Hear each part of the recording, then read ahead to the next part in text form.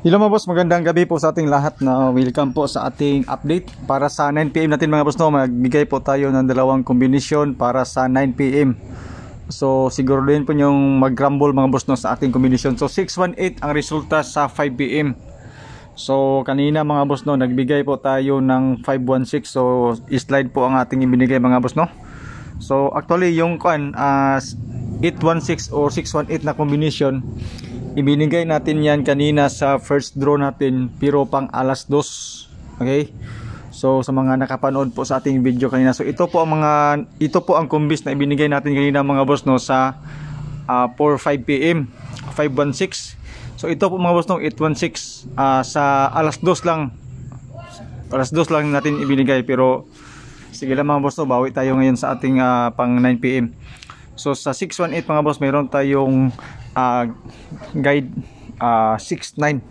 Okay, so ito po ang ating guide pang 9pm. Ang ating combination dito mga boss, no, ay 693 or 369 na combination. Okay, so i-try lang ninyo mga boss, no, 693 target rumble, kaya na bahala dyan. 693 siguraduhin nyo mga boss, no, mag-rumble dyan. So don't forget to share mga boss, no, sa ating video kung gusto ninyo i-share. So pair natin mga boss, no, 93 o 69 for 9pm. Okay, so 9369 all, depende na po sa inyo kung anong gusto nyo dagdag. Mayroon na po akong ibinigay na 936 na combination. Okay, so target rumble. Okay, tapos ang isang combis natin dyan mga boss, no, is 930 target rumble pa rin po mga boss. Okay, so good luck po sa ating dalawang kombis na pahabol at sa mga guide pa sa first video natin. Pwede nyo pong panoorin mga boss, no, may ibinigay din po tayo mga combination doon.